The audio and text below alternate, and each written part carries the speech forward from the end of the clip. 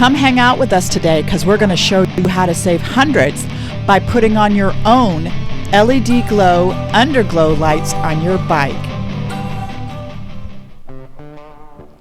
Hello and welcome to Road Rush Nation. I'm Terry, your host here, and thank you so much for joining us and being part of the channel. If you'd like to be part of the nation, don't forget to like and subscribe. In this episode, Aaron and I are going to show you how easy it is to put on underglow lights on your bike. This is about the 7th bike that we've done, and it's well worth it. We put the LED glow lights on for the major reason of safety. We want to be seen, especially at night, and we live out in the country, so it's pretty dark, and you just want people to see you. Now, don't be intimidated by doing this. It's not that hard, and it will save you hundreds of dollars. Let me explain how much money you can save. The kit that we use is LEDGlow, and they are a fantastic company. Never have had problems with the sets we've used, and like I said, we've probably had about 7 different bikes that we put these on. The set with extensions and all the extra pods and other things that we get run maybe $150. That's it. You can go onto LEDGlow's website, which I will have down in the description, for you to check out the various modules and setups that you can get. Now you start with a packet, a set, and then you can build from that. They're great at answering any questions, so call customer service. Now when you go to bike rallies, you'll see these vendors out there putting on these underglow lights on your bikes, and people are like lining up to do them. I always like to stop and ask them, oh, how much are you charging to put the lights on? Knowing that it's not that hard to do, it can be time consuming, but that's about it. And they'll say, oh, $600 to $800. And I'm all like, wow, the lights cost $150 and you're charging how much in labor? Now, mind you, we got, I wouldn't say burned, but learned this very expensive lesson when Aaron wanted to have some underglow lights put on his older bike. And we were heading up to Sturgis and we wanted to get it done. We had never experienced what a kit includes and what it takes. So we had a local light company put them on. And they charged Aaron $600. Now, mind you, the set that he got was one color, doesn't do all the things that the set that I have from LEDGlow. $600. I went out and bought mine for like $150, and I was like, holy crud. We want to help you save a lot of dollars and let you know that you can do this on your own. So let's start first with the kit you get from LEDGlow. This is what it does include.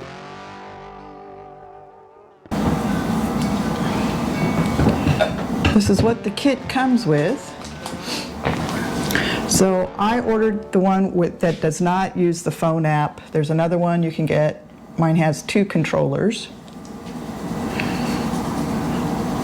And then Aaron goes through and inventories, and these are the extras that we always purchase. One of the real important things is the primer kits. You're going to want the 3M primer, adhesive promoter. It's really crucial to make sure that your lights will stay where you want them. You'll see a lot of these are extensions that Aaron has ordered for the set, and 2 extra pods. Those pods go up onto the front disc brakes. In the front, they actually face inward toward the rim itself. One of the first things that you're going to want to do is actually try to identify the best locations to actually put your lights at. So I tend to sit down, and I become a creature of habit since this is like bike 7 or 8 for me. So I tend to put 2 up under the bags, and that's the bag support bar.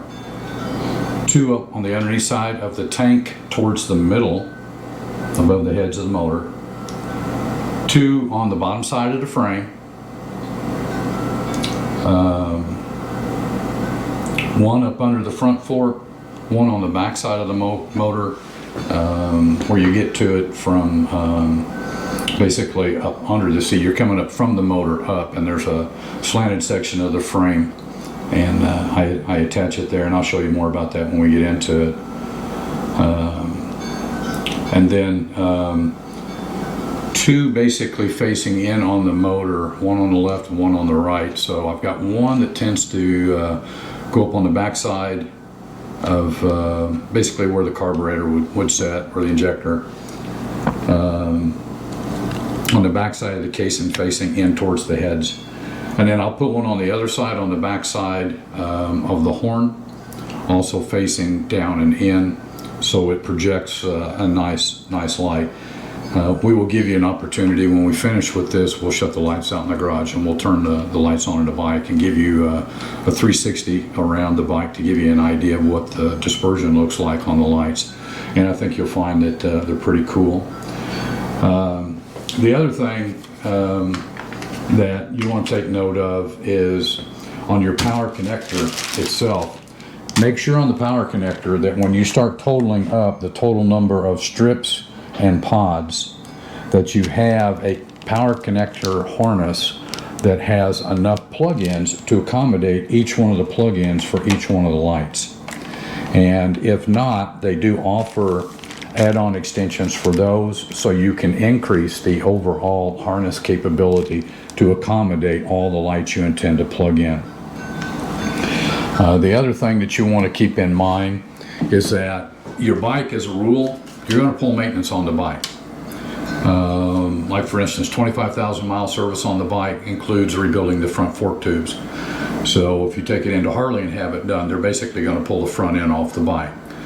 When they do that, it means that they're going to have to drop the wheel, brakes, etc. And when you have your light set tied into any of those components, you want to be able to have a disconnect capability. So in the event that the gas tank has to be removed, and part of the reason why I have all these extensions laying up here is so that I can create natural breaks for the mechanic to be able to get to it and actually unplug the lights before they just grab the tank and pull the tank off and then realize after the fact, hey, he's got lights on this, and they figured it out after they broke the wires. Same holster. Okay, so you remove all the body panels that could get in the way, so it makes it much easier if you just take it all off. We've got the tank off, we've got the saddlebags off, your side panels, and what you want to do first is you take your kit out, get all your pieces laid here, and then you're going to test them, because you want to test it before you ever go any farther. So you hook it up, hot wire, ground, positive, negative, and boom, it's all working. So you want it, it'll go out, and next thing you want to do is use your remote control so that you can actually test the remote control and make sure it's functional. Just put it through its paces. You've got an A, B, C, and D button on the remote control. Like D's on and off, and then you've got A, B, and C that controls switching the lights, and then the different types of modes, whether it's flashing, whether it's fade. It does a wide variety of things. The one thing you do want to make sure of, though, is that you check your local laws and ordinances to make sure that certain colors that this particular kit is capable of are not actually outlawed. In some states it is. Some colors, like red or blue, because that's, you know, part of the, you know, public safety side of it in terms of police officers. And I'm not worried about it.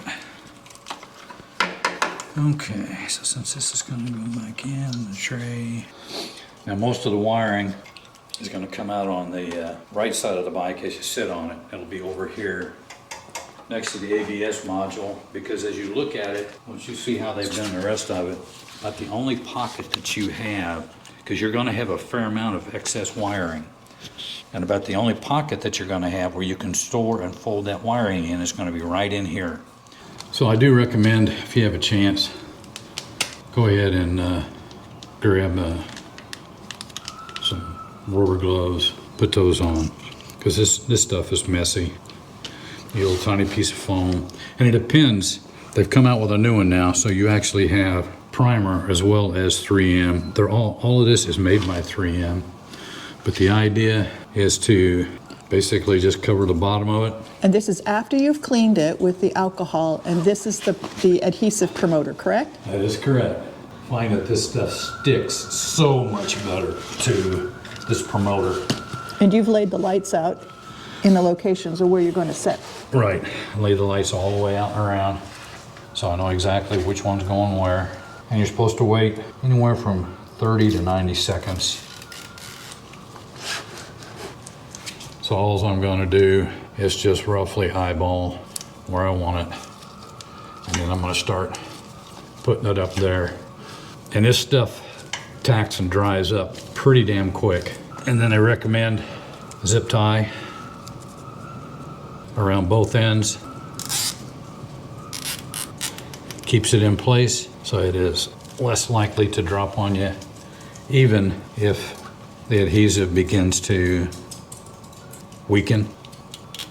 So then it becomes a matter of fishing the wire.